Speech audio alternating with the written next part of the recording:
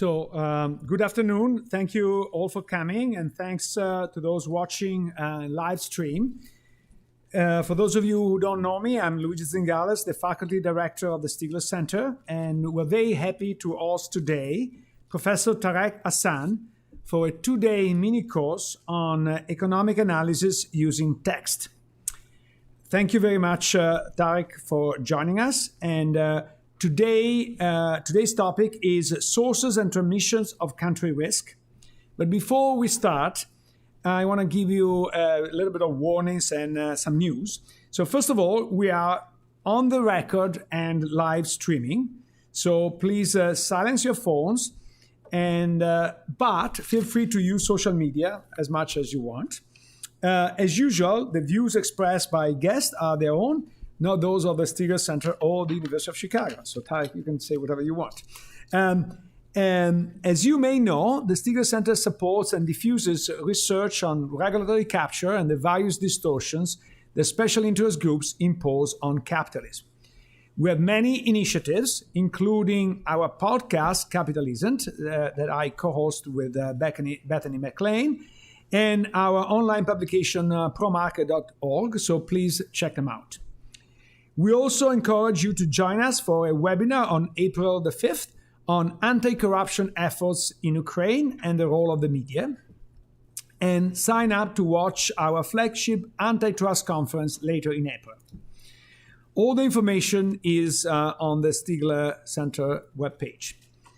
Back to this afternoon, we look forward to hearing Tarek's insights, and he will also answer questions at the end.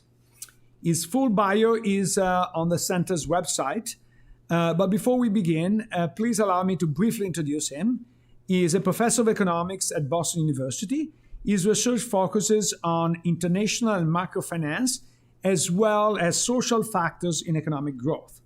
Some of his recent papers study the effect of uncertainty on firm behavior and on the allocation of capital across countries. His work has appeared in top economic journals, and his research, if you want to keep up with his current research, is on the MBR and CPR working paper. He taught at Harvard and also was a colleague of mine here at both. And now, without further ado, please join me in welcoming Tarek Hassan.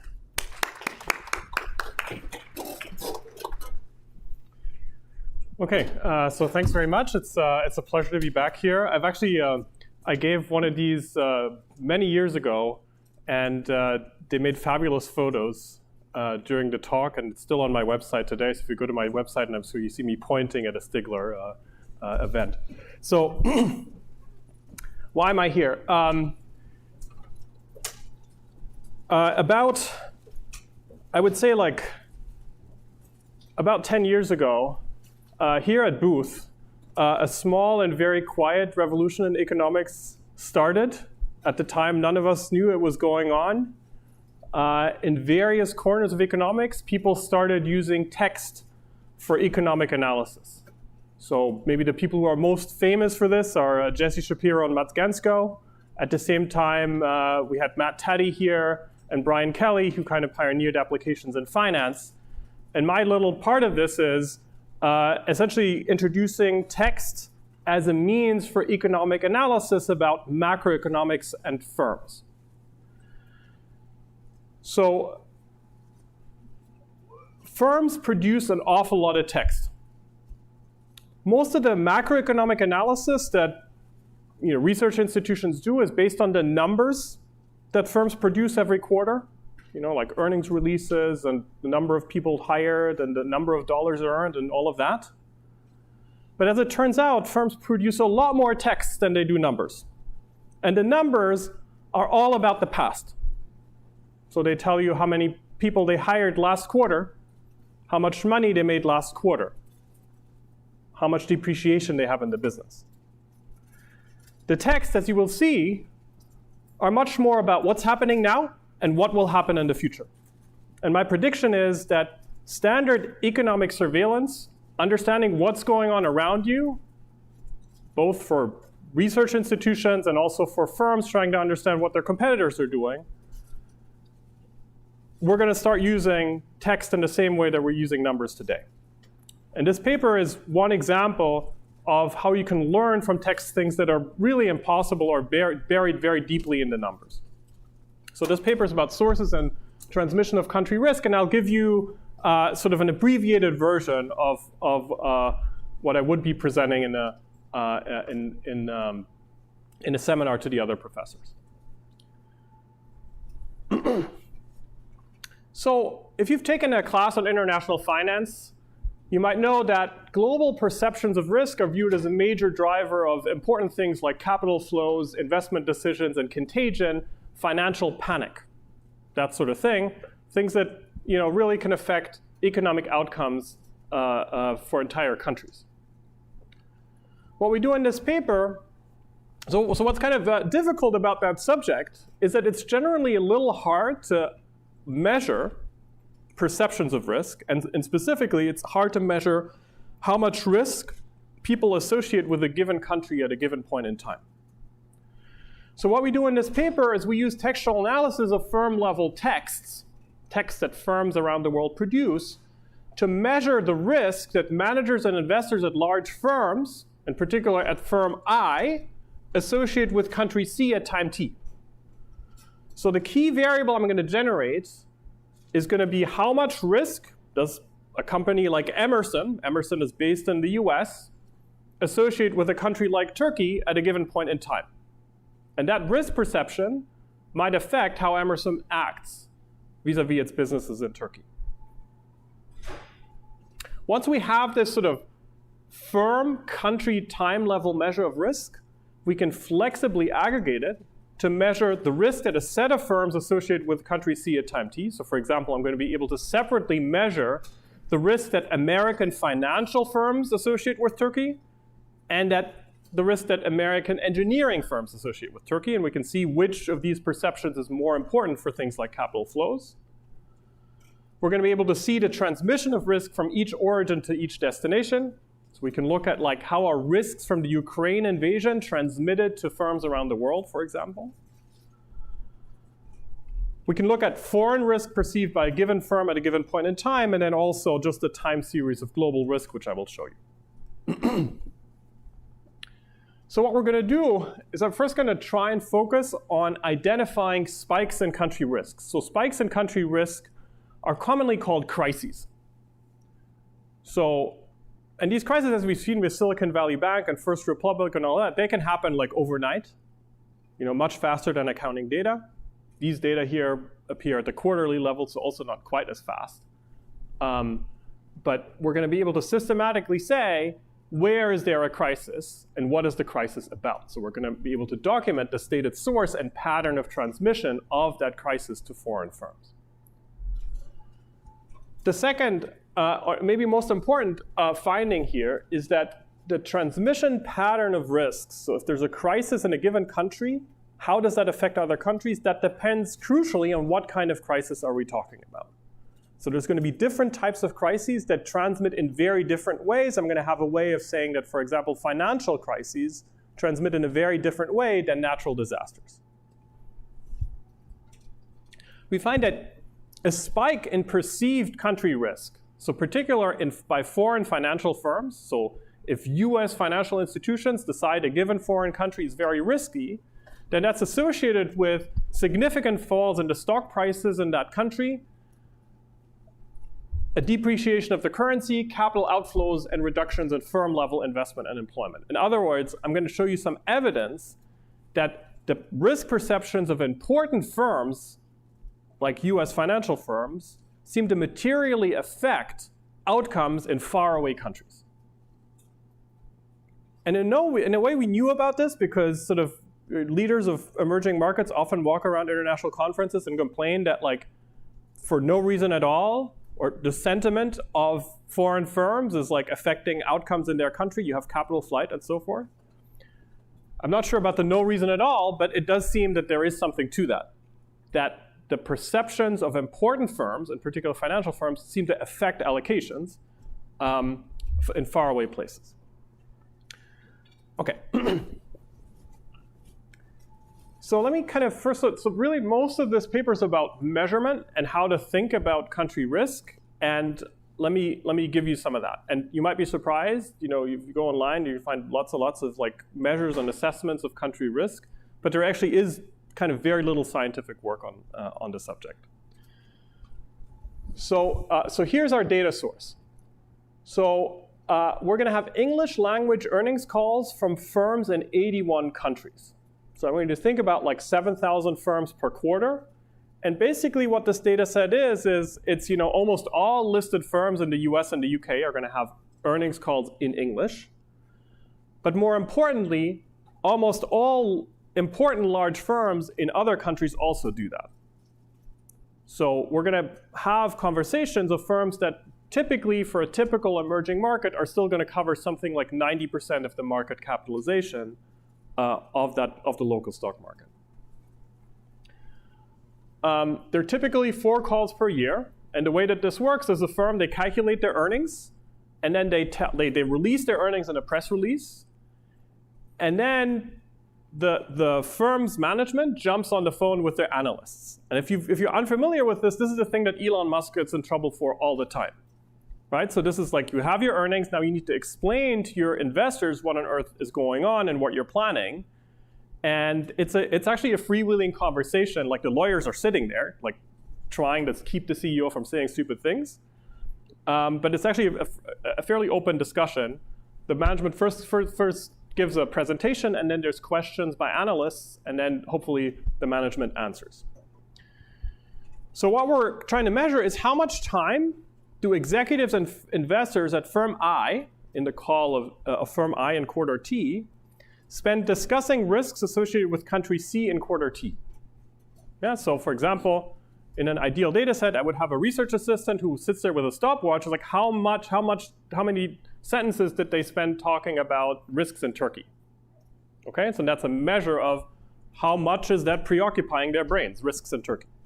So that's the central variable, country risk I, like risks perceived in country C by firm I at time T. And firm I's are based in 81 different countries.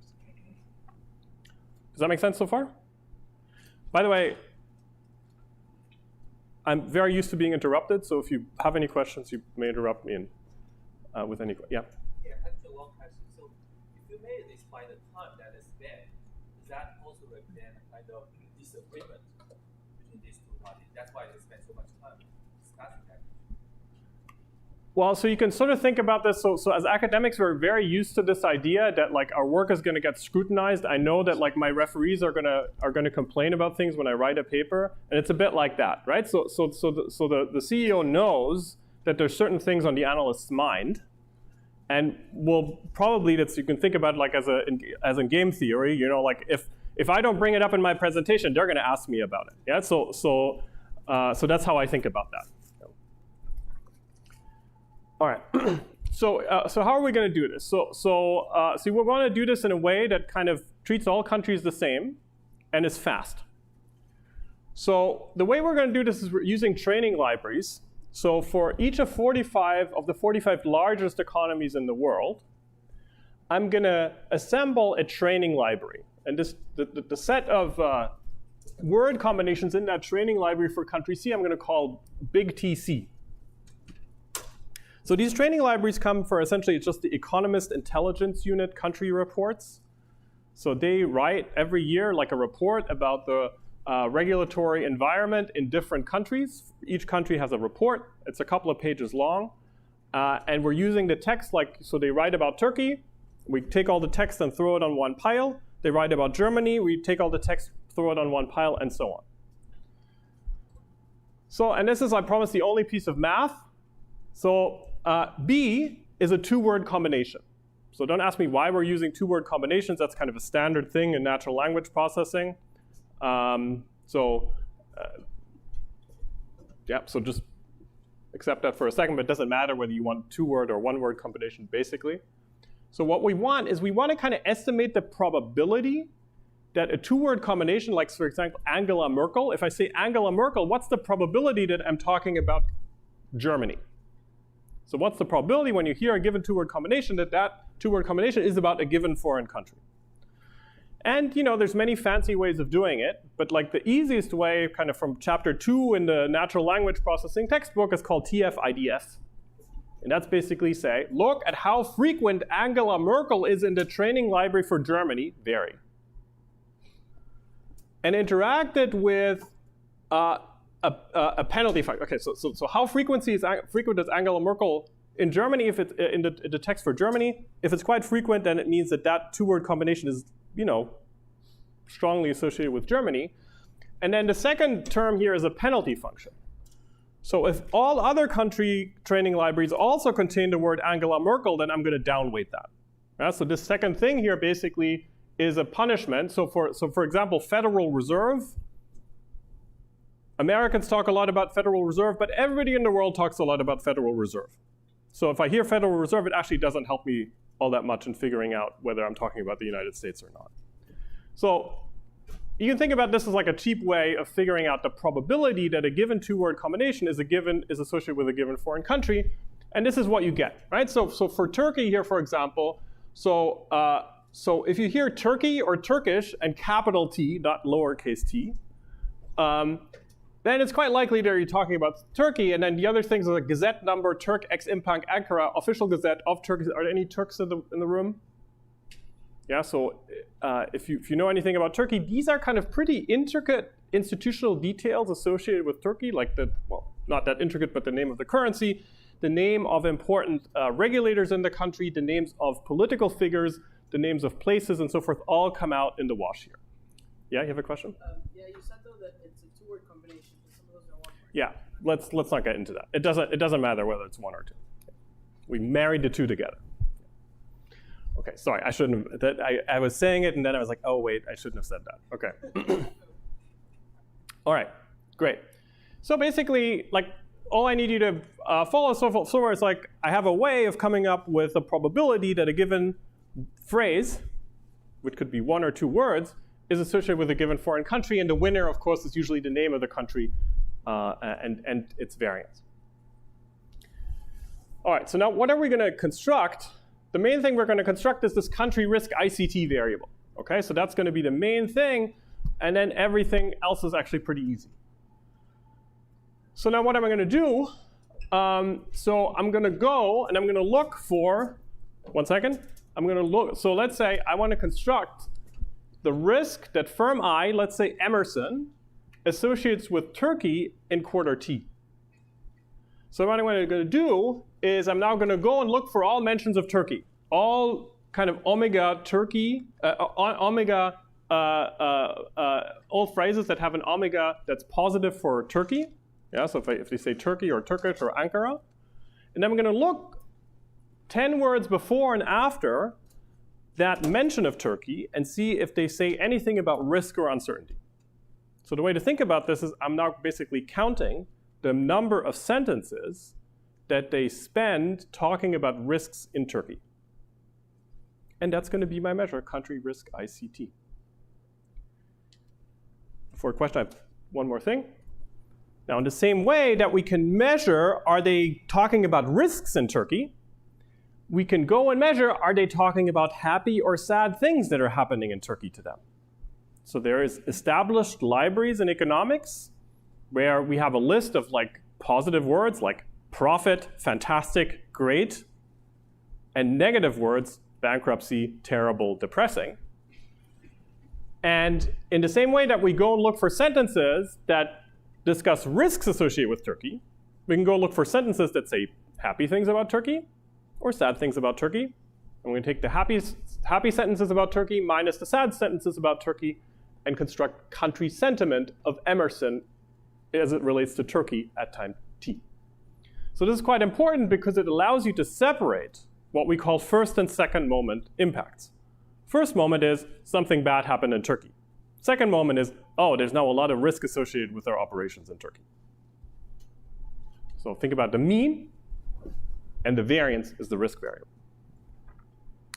And then finally, as a sense check, you can also just look at how much are they talking about Turkey without looking for risk or positive or negative things. So that's the country exposure. And that's it. OK, so there was a question. Oh. I was just wondering about the TF-IDF measurement value, because you described it as like probability, but the numbers were greater than 1. Yeah, that's a good point. So if you want if you want to calculate a real probability, you have to use fancier econometrics, and they require you to butcher the text. So they call it dimensionality reduction, which basically means you have to throw out most of the words that ever occur. You can do it with you can use that's called multinomial inverse regression. Yeah, it's great bedtime reading. And that will actually give you something between 0 and 1 that like an econometrician would call a probability. I kind of don't really care all that much, because for my purposes, whatever method you use to assign the probabilities doesn't really matter all that much. Like, I guess the main thing I want to say is that if you have a method for generating these words, where you tie your hands, often, as you saw for the Turkish example, you get word combinations that are not so obvious. Right? So the only one I want to stress is, like, if you want to do something like this by yourself, don't sit down and say, oh, I'm now going to meditate and think about what are words associated with Turkey. You're going to do a terrible job. All right, so yeah, question? Yeah, so I understand from the transcription you factorize the words and then you measure the sentiment analysis. So I just want to know, how do you make sure that because with sentiment analysis, often there are like context-specific biases. For example, it cannot accurately score like... So let me stop you right there. So there is a lot of literature about sentiment analysis. A lot. And people have a lot of opinions about sentiment analysis. People also have a lot of opinions about how to calculate these probabilities. I don't really care so much about either of these two things, mainly because I just need a way of like controlling our happy or sad things happening in the country. And what was the other thing I wanted to say? Yeah, and basically you're going to see this is a big data application, so lots of things are washed out. Why is everybody writing about sentiment, by the way? There's a huge industry on Wall Street where what they do, and this is like the closest thing that existed before we started doing this work. The transcript of the earnings call comes out. They send it to a bunch of like signal providers or whatever they're called. They have some kind of algorithm goes over the text. Most of the time it's just a sentiment score. They send the sentiment score to the high-frequency trader, and the high-frequency trader trades. This is not what we're interested in here, right? So what we're interested in here is we want to actually like get to the meaning of the sentence, and it's specifically not the whole transcript, but we want to say what are they saying about Turkey. Okay, so I need to speed up a little bit, so I'm going to postpone questions for a minute there. Okay, I hope that made some sense. So you can then check that this works. So countries that firm I talks a lot about, well, tends to be their own headquarter country, tends to be countries where they export to, tends to be countries where they do some business. Okay, so that makes sense. All right, so what I'm going to do next is I can now aggregate. So remember, the star of the show is country risk ICT. And now I can just take averages of country risk in different ways to measure important different concepts. So the first is just what's the average risk perception associated with Turkey in quarter T? So I just take all of my 11,000 firms in my sample and look at, on average, how many sentences do I have about risks in Turkey? And then I plot the time series, and I'll show you those in a second. So that's, with one click, your Python code runs.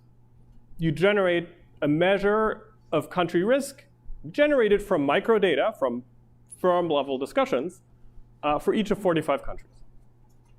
What's kind of an interesting twist here is I can now say I'm going to take the average of only specific sets of firms. So I could say, for example, I'm going to look at only the risk perceptions of Turkey by foreign financial firms, or by foreign firms in certain other sectors, or I'm going to look at only the risk perceptions of European firms of Ukraine. Yeah, so this is a fairly flexible thing that you can decompose in all kinds of different directions. The second thing is the transmission of risk from each origin to each destination. I can now go to German firms, a destination, and look at how much are they talking about risks coming from Turkey. And I'm going to call that the transmission of risk from Turkey to German firms. So it makes visible a transmission of risk across borders, what we weren't able to do before. Yeah, so people sometimes call this contagion, where risk comes from one part of the world and pops up in another part of the world. This is one way of measuring it systematically. Okay, so now let me kind of describe a little bit what's going on. We've now pressed enter and the Python code runs and we have this whole data set ready. Now I'm just going to show you what it says, yeah? Is your corpus of training documents all English language? Or? Yes. So I mentioned this initially. Essentially all really large firms in the world that are listed, a large majority of them has their calls in English. Either because they sit down and talk in English, or because there's various different ways in which it's translated. So it might be that a Japanese CEO is not comfortable presenting in English, and then there will be a translation on the call by an interpreter. Or it might be that the call is actually held in Chinese, and then Thomson Reuters translates it into English. Yeah, so there's no like uniform rule, but the fact is that the world financial markets converge here. Investors seem to be making their judgments in English, which is why firms cater to that, large firms. Yeah? Small firms, not so much. Okay, so let me talk about sources of country risk. So the first thing I want to show you, and this is, you don't really need to look at the math. This is maybe not super surprising, is that when a country's risk perception, country's risk ticks up, its stock returns go down. Okay, so when it looks like a country's entering a crisis, its stock prices depreciate, and this is true even if you control for the mean. Okay, so there's often a question about like, is a given event in a foreign country affecting things abroad? Like, remember like Brexit? The French were all about, oh, we need to like get Brexit over because the risk coming from Brexit, the country risk UK experienced by French firms is really disrupting them. This here's a way of distinguishing the effects that are coming from risk, from the variance, from them saying there's risk associated with the UK, from there's good or bad news, like Brexit is terrible for us. So good news about the country, stock price goes up. More risk associated with the country, stock price goes down. And this is also when you look at realized volatility of the stock price, when they talk more about a country's riskiness, the realized volatility of that country goes up. If you're a nerd like me, you're really proud that this is not significant, okay? All right. So now, let me just show you some pictures. What you see here in gray is the country risk associated with Greece over time. The first thing I want you to notice, if you know anything about Greece, and I'd say like 2010 and 2012, this kind of looks about right. There was a massive sovereign debt crisis in Greece at the time. And so there are very clear Greek-specific features in this time series. The second thing I want you to notice, if you've ever kind of written a term paper and you've kind of had like a time series, and you were trying to figure out why is it high in a given point, you might have gone to Wikipedia to say, what happened in Greece in 2011? You don't need to do that here. Why? This graph is generated by text, so it is basically a self-labeling graph. You don't need to guess about why is there a spike in Greek country risk in the second quarter of 2010. Instead, what you can do is you can sort the pieces of text that generated this spike and read them.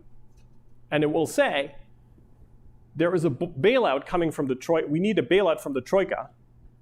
And it will say things like, there are concerns related to possible impact of Greek Eurozone exit that has led to persistent volatility.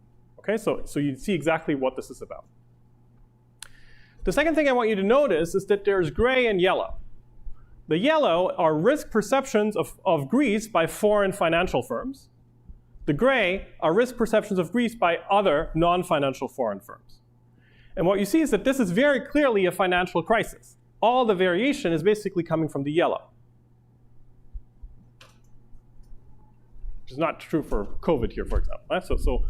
So compare this to a flood disaster in Thailand, where the yellow is totally flat. Yeah, it's not a financial concern, but it's a real concern for supply chains of Japanese firms if there's a flood in Thailand. Okay, so it gives us a way of learning about why are there different crises. This is the time series of global risk that you get from these discussions of managers and earnings. So basically, this is the average country risk across countries. There are kind of three features here: the global financial crisis, the COVID pandemic, and also almost significant, almost at the 2 standard deviation threshold, is the European sovereign debt crisis. Okay, I'm going to call these gray ones global crises to distinguish them from local crises. Now let me talk about local crises. Remember, we have this for each of 45 countries. So I have a time series that looks like that for each of 45 countries. Just to structure our conversation, I'm going to look at all the peaks that are more than 2 standard deviations in the time series. And I'm going to call those a crisis and give them a name. How am I going to give them a name? Well, remember that these graphs are self-labeling. So I can always go to the underlying text and think of what were they talking about. So for Brazil, you got Lula's election in 2002. For those of you remember, there were lots of upheaval for that. And then the corruption scandals of 2015. And of course, COVID. For Ireland, you get the European sovereign debt crisis and Brexit. For Egypt, you get the Egyptian revolution. Yeah? So one important thing that this here shows is that, there's lots of bad things happen in Egypt. Well, my family is from Egypt originally. Lots of bad things happen in Egypt all the time. So this is not an index of bad things happening. This is an index of risk as perceived by global firms. Okay? And something can be risky for global firms either because something's really important is happening there, or because you're really involved in the country. Yeah? So there's a real notion of some countries are driving variation in global risk because bad things happen there and lots of people are involved with the country. Whereas, a flood disaster in Mozambique will not show up because there are no global firms engaged in Mozambique. Yeah? Japan, nothing ever happens except for Fukushima. China, here you see really this feature, right? So China is becoming more and more important. There's more and more spikes in the China series, and these are largely economics. So risk of downturn, economic uncertainty, market volatility, then you get the Trump trade war. And then you start, and what's kind of fun about this is both the global financial crisis was first a local crisis according to our definition in the US, and then became a global crisis. For the same way, the COVID crisis was first a local crisis in China, and then it became a global crisis. All right, so you get the idea. UK, Brexit.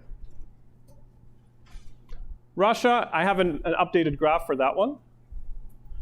US, start of global financial crisis, Deepwater Horizon oil spill, S&P downgrade.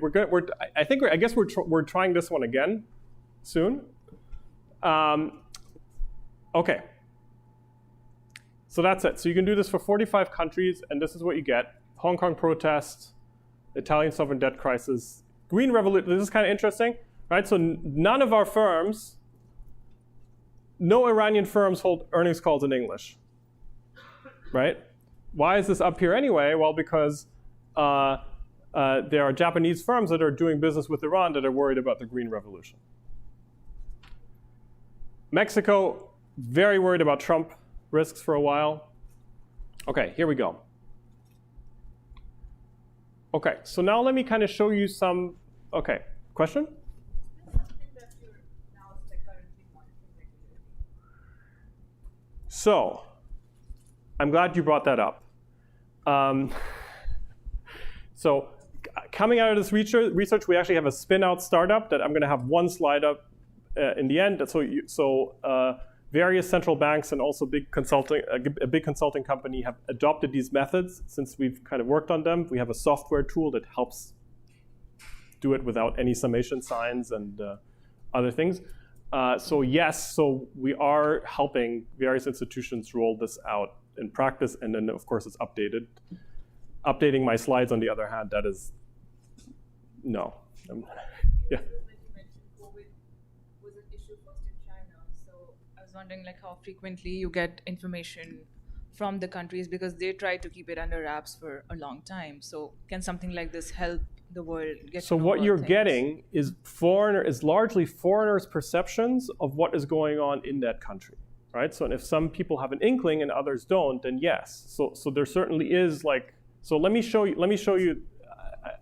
here these graphs about transmission of countries, because it gets somewhat to what you're thinking about is, can I analyze in real time how a crisis is spreading across borders.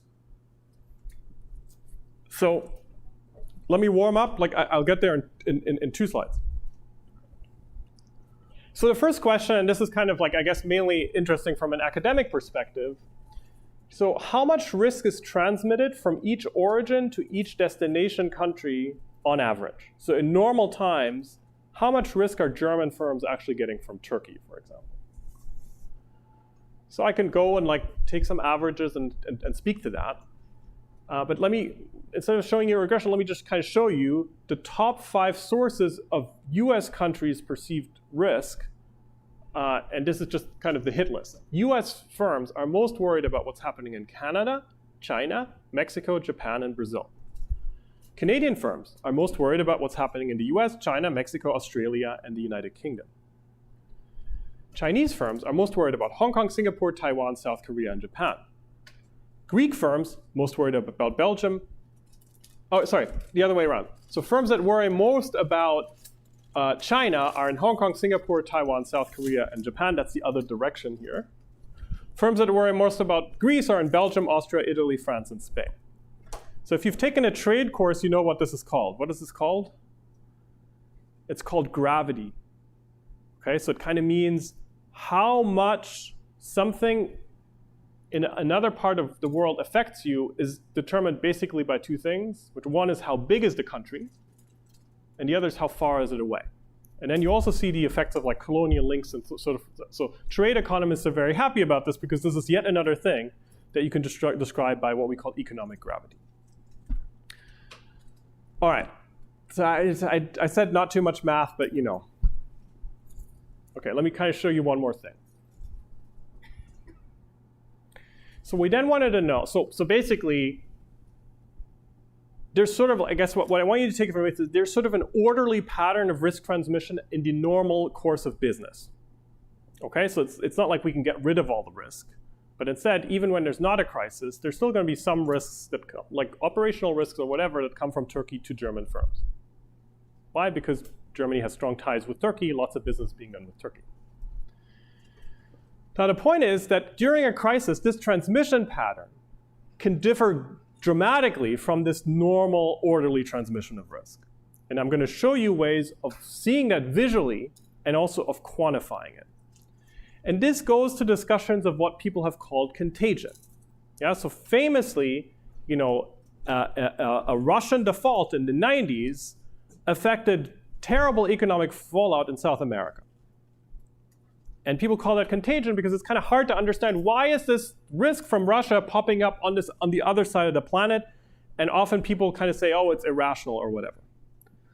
Let me first kind of show you a way of making it visible.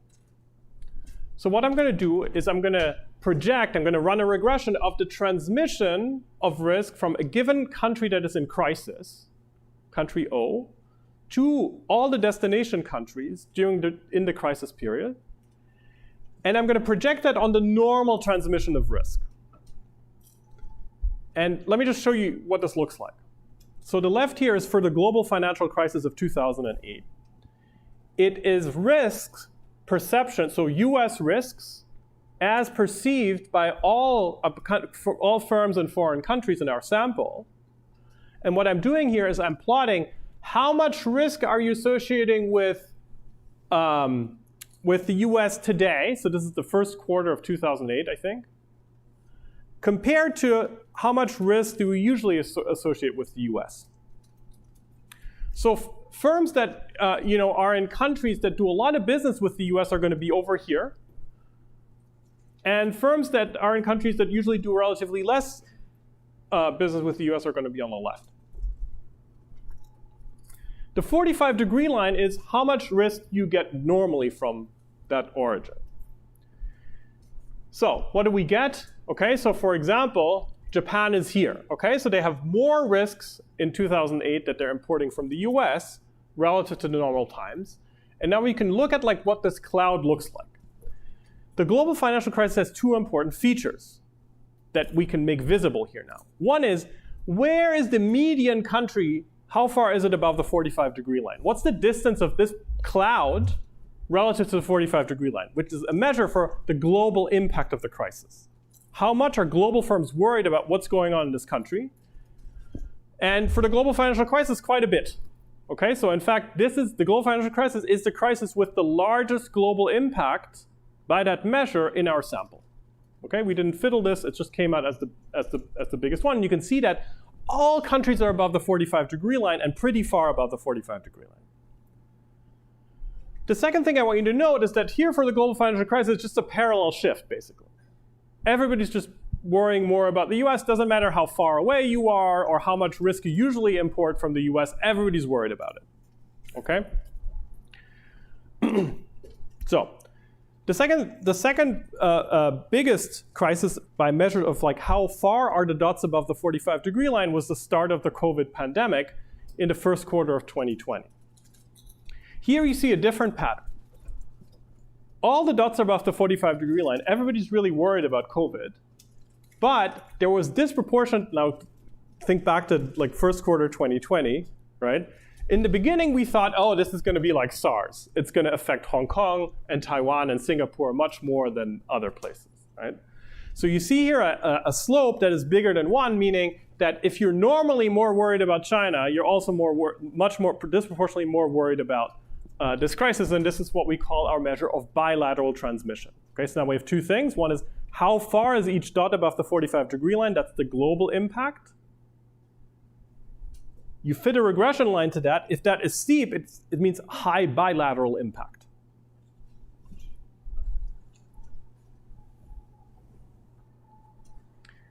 Here are the two crises with the highest bilateral transmission in our sample. So these are the Thai floods. Okay, basically what this here means is firms in Singapore and Japan and Taiwan are really worried about the Thai floods, but the Europeans couldn't care less. Okay, so they're basically on the 45-degree line. I apologize, like these axes are not the same, right? So you need to sort of look at them. Interestingly, and this is a big difference between, so why was the global financial crisis of 2008 so different from the European sovereign debt crisis? The global financial crisis, like everybody was losing their minds everywhere in the world. Really far, places really far away. Contrast this with the European sovereign debt crisis, where like it's basically global transmission's really low, pretty close to the 45-degree line, but very high bilateral transmission to other EU member countries.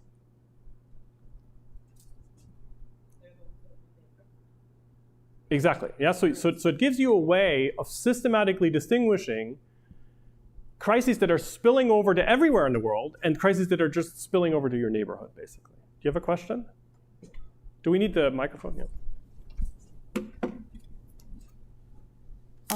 If there was a country lying on the red line below the intersection, what would that represent? It means that they care less than they usually do. That's kind of hard to find. If there's like a crisis, like something terrible happens somewhere in a foreign country, and you talk about it even less than you usually do. Okay. Yeah. Are there opposite of like crisis where there's like, you know, human development indices that are improving, or some sort of government changes that are making people so you could do this feel for like sentiment. there's less of a crisis? So you're right. So here I'm picking the time periods and I'm plotting basically changes in perceived risk. Using our methods, you can do changes in, like, you can basically do like, you can go to time periods where you have good news and bad news. Yeah, that's going to be, and then look at like how much happier or sadder are they about that country. So we can do that too. We haven't done that, but with the data we've generated, you can do that. Okay, and then last thing I wanted to show you is like regular versus irregular crisis transmission. So basically, it's a bit hard because my slides are scrunched up. I don't know if you've noticed, like they're. So if you look at this, I'm sorry. I'm going back up. So just look at this like from far away. So there's two crises. One is the Hong Kong protests of 2019.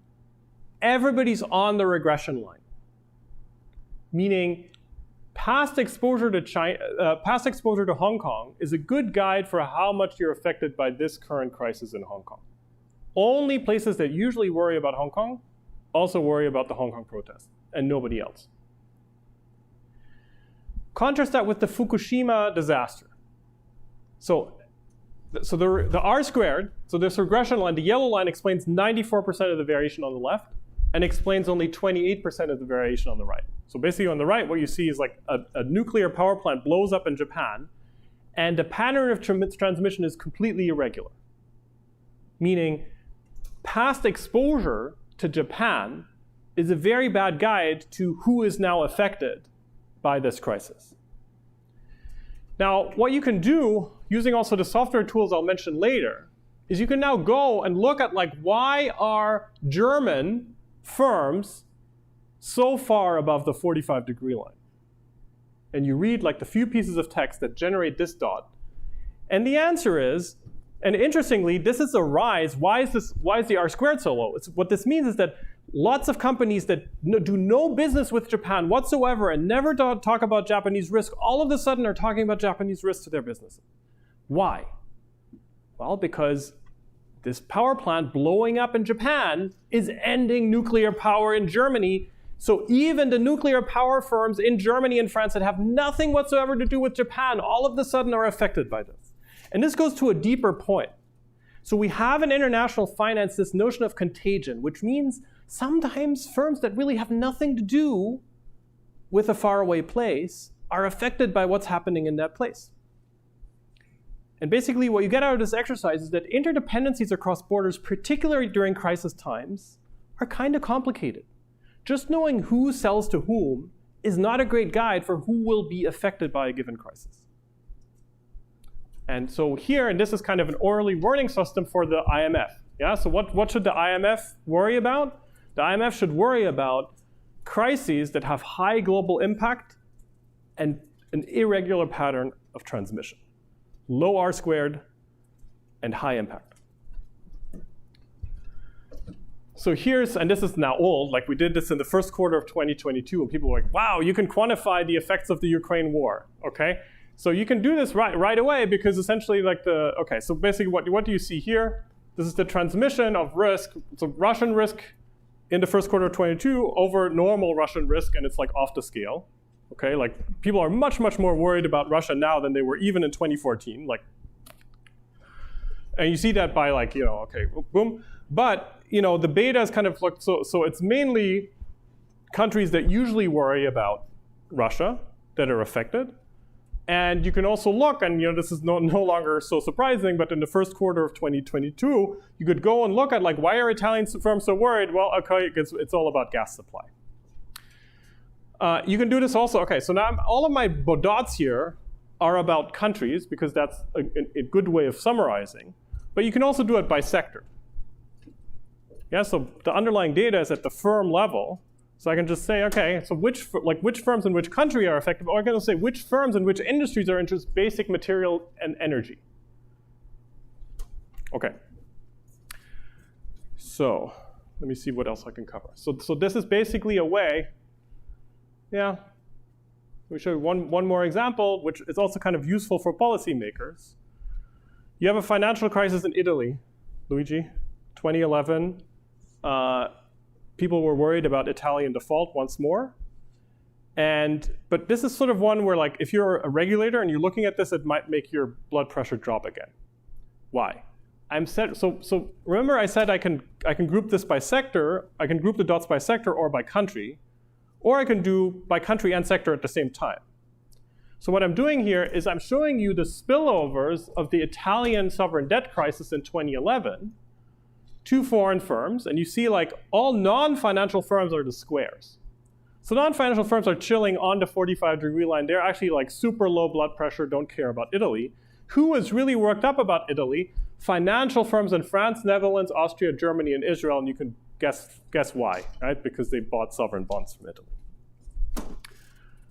Okay, so this basically gives like, and this is kind of the IMF people like this, you can basically now characterize, as soon as like the crisis happens in that same quarter, you look at the calls and you can now characterize the pattern of transmission.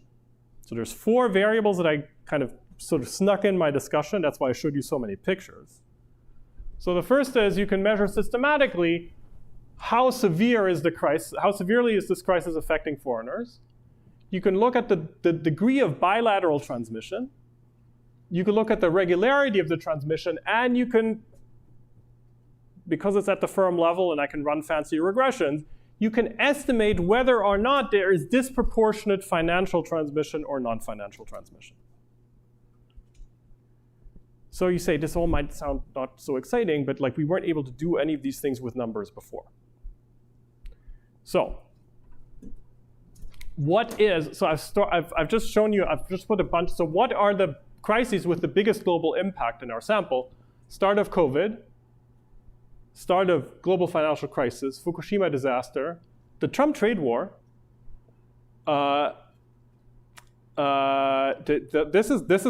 This is why everybody's shaking in their boots for another U.S. default episode, right? So this was the last time we had like a debt ceiling fight. And when you sort of see like the big crises that affect everyone are really coming from the centers of the world economy. Grexit referendum, blah, blah, blah, Brexit. Okay, now we're going for the Crimean crisis. Now I think the current Russian one would probably be much more up here. Okay, so you get an idea. It also kind of gives you a way of showing, what is the pattern. Well, the COVID pandemic really wasn't a financial crisis at all, right? So this is like a negative number here. It's less financial transmission, more real transmission. The Greek sovereign debt crisis, definitely financial transmission. Brexit referendum, financial transmission, and so on. Yeah, so you can basically assess the global impact of crises as they're ongoing. Okay, so then let me maybe show you like one, actually I'll take some questions and I'm going to show you one more application. Yeah? The negative sign meant that it is less than usual. A positive number means disproportionate financial transmission, and negative number means disproportionate non-financial transmission, right? So I see which foreign firms are worried about you, and I can say, is it on balance more financial or more non-financial? Okay. So now, as you can imagine, there's many different applications of this kind of work in different areas of research. Let me just show you one thing. So in international finance, there was a long-standing puzzle so this was called the push-pull model of capital flows. So in international finance, we want to understand why is capital flowing from one country to another. So that's the left-hand side variable here is the total inflows of capital into country C in quarter T. And on the right-hand side are a bunch of variables that we generated. Remember my global risk variable, the blue line that I showed you? So what this here says is that when global risk is high, capital flows to all countries dry up. So in times of crisis, people bring their money home and they stop investing abroad. That sort of makes sense. So there's a long-standing puzzle in the literature where people were then kind of running regressions and like, okay, let's have this variable together with GDP growth or any information about the receiving country. And basically, there's whole papers written about, we can't find any variables that are about country C at time t that beat out this variable at all. In other words, the conventional wisdom was that global perceptions of the global economy were more important for capital flows to Argentina than what's actually happening in Argentina. So now, as it turns out, that using our measures, you can also measure and separate perceptions of global risk from perceptions of country-specific risk. And when you do that, it actually turns out that there's a massive effect of how risky investors think your country are on how much money you want to put in that country. So it actually turns out there are local variables that are strongly correlated with capital flows, and that's the variables that we just generated, the variables of how risky is your country. Okay, so now once you, once you kind of like control for global and country-specific perceptions of risk, all of the classic variables like GDP growth basically don't do much. And here's a specification where you kind of separate the effect of like, are people happy or sad about the stuff happening in your country from how risky do people think your country is. So here's a picture of that.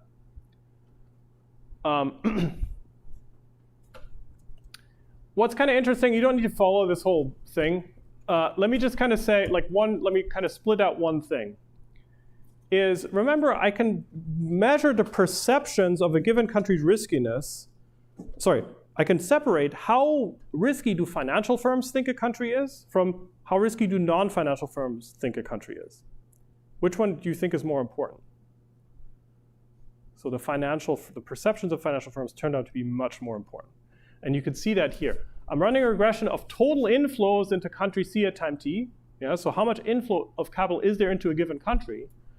And now I'm putting in simultaneously the risk perceptions by financial firms and the risk perceptions by non-financial firms. And what you see is that really what's much more associated with these outcomes is how risky, so there's more stars on the perceptions of financial firms as opposed to non-financial firms. And this becomes more, so total capital inflows is a bunch of different stuff. That's things like foreign direct investment, bank loans, and so forth, but it's also purchases of stocks and bonds. Purchase of stocks and bonds is often called hot money because those are the things that you can withdraw from the country very quickly, right? So that part of capital flows that is very fickle, we can call that's called portfolio flows, portfolio investments in the given country. And what you see here is, once I look at portfolio flows, it's only the risk perceptions of financial firms that seem to matter. Which makes some sense, I guess. Okay. Let me show you one last thing, and then I'll conclude. And I'm going to, I apologize, I'm going to skip over this pretty mercilessly. What am I going to do? Okay. Okay, so now I'm doing something completely different. My regressions so far were at the country time level. Now I'm going to get some data from all of my global firms and look at how much are they investing at every point in time. So I have a data set that is at the firm time level, and I'm looking at how much is each firm investing. And so what I'm doing here is I'm running a regression of firm investment, so investment by firm I at time t, on two variables. One is how risky do managers and investors at that firm think that the firm is? So I'm taking the earnings call transcript from that firm in that quarter, and I'm counting how often do they say risk or uncertainty. And what you find is that if they say risk or uncertainty quite a lot in the call, they invest less. The more you talk about risk in the call, the lower is investment. Now what's important, for the nerds, there's also firm fixed effects in this regression. So I'm using only variation within a given firm over time. So I'm taking out all differences between, countries where there's a lot of investment, countries where there's almost no investment, and so forth. Even after controlling for risk perceptions at the firm level, foreigners' perceptions of your country's riskiness still is strongly associated with how much investment is happening in firms in that country. So in other words, if I look at Turkish firms and I look only at their transcripts and measure how risky do they think they are, that is only half of what's happening. There's a real sense in which the perceptions by global investors of how risky Turkey is, not that specific firm, but how risky Turkey is, seems to be associated with this outcome quite a lot. Yeah? So this is kind of consistent with what policymakers often say, that the perceptions of global financial firms seem to be affecting what's going on in emerging markets, even after holding constant what the emerging markets think is happening themselves. Why would this be? Well, if these global investors are important for things like stock prices, currency depreciation, and so on, then it makes total sense that firms in emerging markets are going to have a tougher time getting funding, holding constant how risky they think they are, if foreign investors think they're risky. Yeah, so it's important that what foreign investors think for your allocation. And this is kind of this specification here is kind of fun. I'm doing a horse race between financial firms' perceptions of how risky your country is and risk perceptions of your own country by firms that are in the same industry as you are, right? So I'm kind of looking at investment at a Turkish cement manufacturer, and I'm looking at conversations by US financial firms, that is very strongly associated with how much that Turkish cement manufacturer is investing. Whereas if I look at risk perceptions of Turkey among other cement manufacturers that are not in Turkey, that seems to have no effect. Yeah, so this just goes to show that financial firms have a special role for the allocation of capital around the world, and that interacts with a bunch of ways of how we want to think about how we conceptualize and write models about the world economy. Okay, so to conclude, so measuring country risk at the micro level is really key to understanding its sources and transmission. If you kind of have this, remember the star of the show, country risk ICT, if you have the star of the show, you can systematically identify when is a country in crisis and see how is that crisis being transmitted to foreign firms. These transmission patterns change suddenly and significantly during crises. Different crises are transmitted in different ways. And increases in perceived country risk, particularly by foreign financial firms, are associated with significant falls in local asset prices, capital outflows, and reductions in firm-level investment and employment. Okay, that's it. Thank you so much.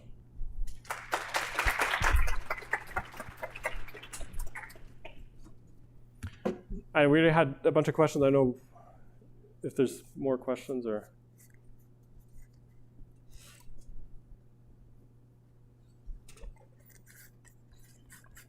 So this is when I was supposed to ask for questions, not during the talk, I guess. But yeah. That's all right. You got to do the talk. That's great. Thank you. You have more question? Okay. Yeah. Self-leveling. You say self-leveling algorithm. Did you use any topic modeling on it? That's a great question, and someone should really do that. Yes. I have a question also. I was wondering, what is the accuracy percentage? Have you tested how accurate are the results of the risk versus what the analysis says? So, when I started writing this paper, I also thought that there would be many other ways of measuring country risk. It turns out that there actually aren't. So the closest competitor to what we're doing here is also text-based. And this is a bunch of researchers at the IMF basically just take the Economist Intelligence Unit country reports and count how many times they say risk in each report. So you see this is pretty low tech. All other measures of country risk as an academic, I would say, seem to be kind of very subjective and seem to be they're putting, there's commercial vendors of country risk who do things like they're going to sell you a number and it has a bunch of things in it like GDP growth and capital outflows, right? So, but for any academic application, that's a circular reasoning. So, so how accurate is this? Well, somebody needs to come up with a competitor, and then we can see how accurate it is relative to that competitor. I should say that there is a series of papers by Baker, Bloom, and Davis, where if you know that paper, so it's a newspaper-based measure of country risk. The big issue that they have is it's very clear how you do it in English. But then if you want to look at Japanese newspapers, you need to develop a new methodology for how to measure risk using Japanese newspapers that are in Japanese and not in English. So that's why basically for every country that they cover, somebody needs to write a paper. And I think they're up to 20 countries now, and it's a specific thing. It's policy uncertainty. Yeah. Okay, any more questions? If not, I'll see you on Thursday, maybe. Thank you. Hey. So I had a question, but I think it's not a group question. Sure. You didn't live in Egypt, did you? I lived in Egypt for summer.